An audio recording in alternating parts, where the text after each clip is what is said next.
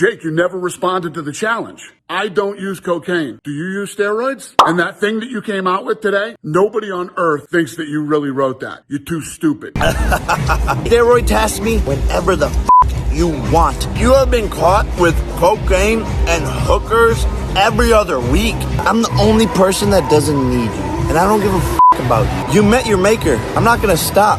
Welcome to the show, ladies and gentlemen. So this whole Jake Paul versus Dana White fiasco got reamped when Jake Paul knocked out Tyron Woodley in the rematch fight. And he tweeted this: "Happy New Year, Dana White." All this bullshit. And he basically demanded things from Dana White in order to retire from boxing and fight Jorge Masvidal in a UFC fight, which we all know is never going to happen. But anyways, this is what Jake Paul said. He says he demands for the fighter pay to be increased to $50,000 instead of the minimum $12,000. And $12,000 just to win a fight in the UFC is just ludicrous. It's nuts considering what like a player on the bench of a professional basketball team makes, several millions of dollars. But guys getting their brains knocked around inside a cage get paid $12,000 if they're lucky. I don't even know if that's including their win bonus. So that might be in total. You never know. It's just a crazy world with MMA pay right now. So I'm all for that, of course. And the second thing was UFC fighters 50% of the UFC annual revenue, and they made $1 billion in 2021. And Dana White said that ever since he took over the UFC, he said this on Teddy Atlas's podcast recently. He was recently on, I think, like last week. He said that every year he has taken over the UFC, they have done better and better and better. And it's a compound effect. They're just growing and growing, getting bigger, making more money, doing crazy numbers on social media, breaking every record you can think of, financial record you can think of. And that's never going to happen. And he's referencing this, the 50% going to the athletes, because that's what the other four major sports are doing, you know, like NFL, NHL, and all that kind of stuff. But that's never going to happen because $1 billion, you think Dana White's just going to be like, if he's paying $12,000 for fighters to fight right now in the UFC, you think he's just all of a sudden going to, okay, guys, while I'm saying this, we know it's not going to happen. Because if a fighter's getting paid $12,000, there's no way the annual revenue is going to get just split in half. It's like going through a divorce. Jeff Bezos, it's not going to happen. It's not going to happen. No. They don't have $900 billion to give away. It's no chance. Something I actually do love is providing long-term healthcare to all fighters. That would be awesome. Take care of your fighters. Take care of the guys and gals that have sacrificed their brains, sacrificed their bodies for entertainment, for the beautiful mixed martial arts sport in itself. That would be amazing. But then again, Dana White still was against that with a couple fighters bringing up some screws that are popping out of their arms. Tim Sylvia, I believe, was the biggest one, but it's not looking good. So this is Dana White's initial response to Jake Paul after that tweet claiming all these demands in order to fight Jorge Masvidal. I got a challenge for Jake Paul. Here it is. So this guy keeps saying that I'm a cokehead. He can randomly cocaine test me for the next 10 years. If I can randomly steroid test him for the next 2. I think Jake Paul should test Dana White for steroids because he's on all the TRT, whatever Joe Rogan's on, Dana White's on, no question about it. Test them both for steroids and let's see. Because Jake Paul in the Tommy Fury fight, Tommy Fury was complaining because Jake Paul actually refused to get, not USADA, but refused to get drug tested. So if you refuse to get drug tested, that says one thing. That says you're on PEDs. And one thing that came up was John Fury claims Jake Paul's refused anti-doping test ahead of the Tommy Fury fight, and that was all well known in the lead up to that fight. And this was Dana White's another response that Dana White made directly to Jake Paul. Jake, you never responded to the challenge. You publicly stated that I use cocaine. I do not. So I told you could randomly cocaine test me for the next 10 years. Dana White better not use cocaine if he's ripping Oscar De La Hoya about being a cokehead. I'll just tell you that right now. That'd be the most hypocritical shit I've ever seen in my life. I believe that you're a cheater, and I believe that you use steroids. So I want to randomly steroid test you for the next 2 years. And that thing that you came out with today... Why does it have to be 10 years and 2 years? Why not just do it once? Like right now? What, like... Saying like the 10 years, 2 years, like just saying that we know it's never going to happen. We guys, we know it's not going to happen regardless, these stupid tests, but it's just fun to talk about and it's fun to watch because they're just ripping each other and it's just fun to talk about while there's no fights on for a month. I feel like freaking Pablo Escobar in Narcos right now swinging by himself. Nobody on earth thinks that you really wrote that. you're too stupid. And for those of you that don't know, if you've ever watched one of his fights and you see when they do the stare down, the guy that's standing in the middle with the warlock nose and the big warlock wart on his face, apparently that's his manager. And that guy used to be an accountant for me. And let's just say this, he no longer works for me, and I think he's a scumbag. But if you two think that you can do it better than we do, we're doing this whole thing wrong, you can treat the fighters better than we do, knock yourself out.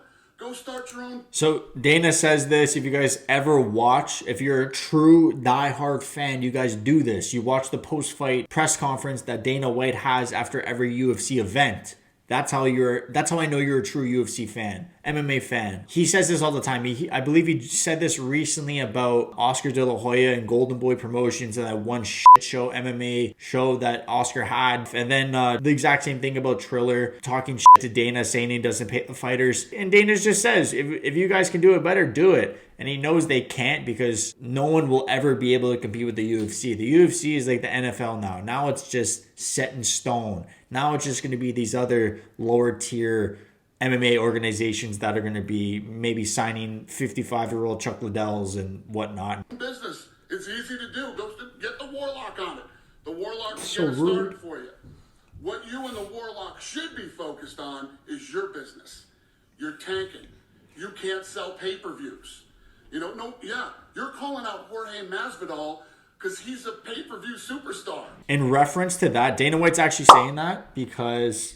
Caitlin, what do you want? What's up? Oh, you're just chilling? Okay. So Dana White's actually saying... I've never performed in front of a crowd. So Dana White's actually talking about... He's saying... Now you fucking made me lose my train of thought. Do you want to get a blizzard after this? So in reference to that, Dana White's saying that because Jake Paul reportedly only sold 65,000 pay-per-view buys, it's just a shit show because Bellator even does better numbers than that. Me fighting my sister would do better numbers than that. It's just a disaster because if that's true, that's just mind-blowing to say the least because even Jake Paul said that the pay-per-view numbers, he says it right here, he tweeted this, the pay-per-view numbers are bullshit. First fight with Woodley did 500K buys. Numbers for this one are still rolling in. This doesn't look good because Jake Paul doesn't have any concrete evidence and proof that he actually did this. And even if the first fight with Woodley did do 500,000 buys, pay-per-view buys, then there's no way that a rematch fight only did 65,000. There'd still be interest because it's not like Jake Paul knocked out Tyron Woodley like he did in the rematch in the first fight. It was a close fight up until it was a decision, so it was very close. And his excuse for that is that everyone was expecting him and Tommy Fury. Of course, everyone was expecting him and Tommy Fury. It's obvious that the pay-per-view buys are going to take a hit because, the fans aren't being sold what is going to be put on, what the actual fight is happening. They're not sold on that because they were sold on him and Tommy Fury. So obviously, it's going to take a hit no matter what. Nate Diaz, Conor McGregor, Mike Tyson. These are all superstars. You're not. You can't sell pay-per-views. So you do whatever the hell you want to do. I'm ready to roll, buddy. I don't use cocaine. Do you use steroids? Let's do this, Jake. Okay, and then this is what Jake Paul responded to Dana White. Jake, you never responded to the challenge. Dana, I accepted every part of your challenge. I said I would fight Masvidal in MMA. Steroid test me whenever the you want. It is 2 weeks after my fight, and I'm a fat I don't do steroids. And I take it as a compliment because there's no other excuse to me knocking out all of your champions then. This kid does steroids. Look at me. Look at that. In all honesty, though, Jake Paul does not look like he does steroids whatsoever. He does not have an Edson Barboza, Tyron Woodley physique, Francis Ngannou physique, TRT Victor physique, all the physiques, the PED physiques I'm talking about in the UFC. Jake Paul looks like he's, like just an in-shape Ben Askren, pretty much. This guy has nothing. He doesn't even have abs. It's not impressive at all. He has a hell of a lot of power in his fucking right hand, but other than that, he's speaking facts. I gotta say, he's speaking facts. If you steroid test me, then I want to steroid test every one of your fighters. You want to do it though, will you? I use cocaine. You have been caught with cocaine and hookers. Literally Dana White and the most famous UFC ring girl, Ariane, and Jake Paul's calling her hooker.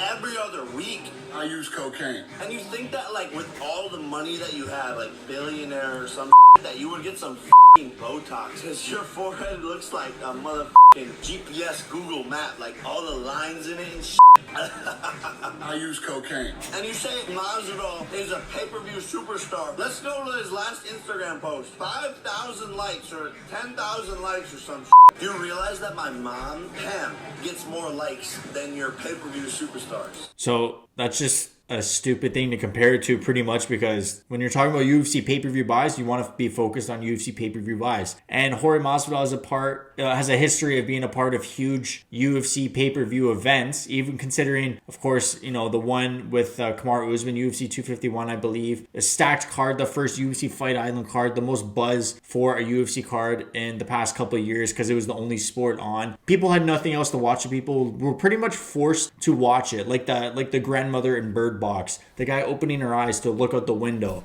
That's pretty much what people were forced to do, to watch the UFC. So it was inevitable almost that pay-per-view card was going to do well. And obviously, Jorge Masvidal is also a great MMA personality. He has a lot of buzz around him. People love him. And he's a superstar. And he also did really well on the pay-per-view card with his rematch against Kamaru Usman at UFC 261. And that was also a stack card. But you know what? He did do well on the pay-per-view card. So who cares about how many likes you get on an Instagram post? But that's just what happens at the end of the day. Men lie, women lie, Dana White lies, numbers don't. Do you want to talk shit about my manager, who is the CFO of your company, that helped you sell it to Endeavor, $4 billion? The guy that's standing in the middle, apparently that's his manager. And that guy used to be an for me. You're just a jealous, ugly You don't know what true happiness is. You're the definition of a unhappy billionaire who thought that money was gonna make their lives better. I feel bad for you. I use cocaine. Long story short, you addressed nothing that I said. I accepted your challenge. I said I would fight MMA. I said that I would retire from boxing, and you avoided all of that.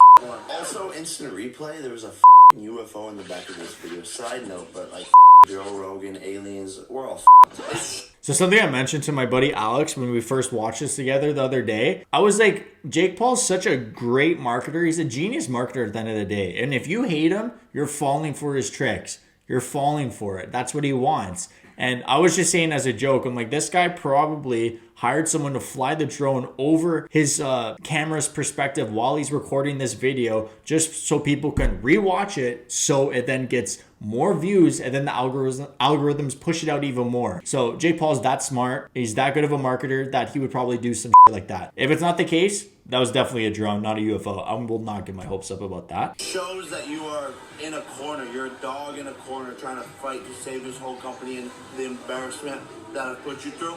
Everybody sees it, and what you can't accept or love or appreciate is that I'm trying to change the sport forever, and you are one of the most selfish, capitalistic motherfuckers that I've ever seen, and everybody else needs you, Dana. I'm the only person that doesn't need you, and I don't give a about it. But all these people, all your fighters, all of them, they can't say because you'll just bench them. You met your maker. I'm not gonna stop.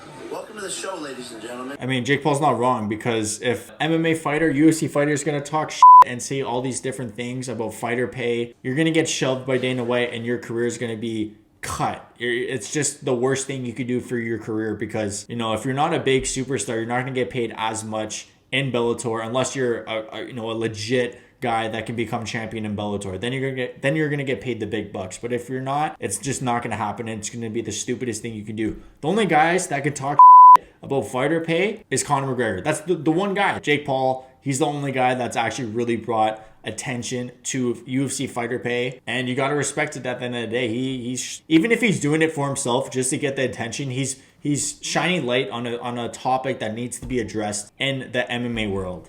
Is that you'll add healthcare for your fighters because you don't give a about them, and you're too much of a greedy to pay your minimum fighter more than $12,000 for risking their lives, which is what a janitor makes. You need to pay them $50,000, Dana. Stop avoiding my points. So at the end of the day, you know, both guys, hilarious videos. I love it. I'm loving watching every minute of it. Nothing's gonna come from it. Jake Paul's gonna continue knocking out retired MMA guys, hopefully Tommy Fury next, but it's just funny to watch. I'm happy these guys are doing this because it gives me something to talk about. It gives us something to record and, you know, talk about in the MMA world. And don't forget to like and subscribe. I love you all. and hope you're all doing well. Damn, it's gonna be a long night. Yeah. You know. I said, damn, it's gonna be a long night.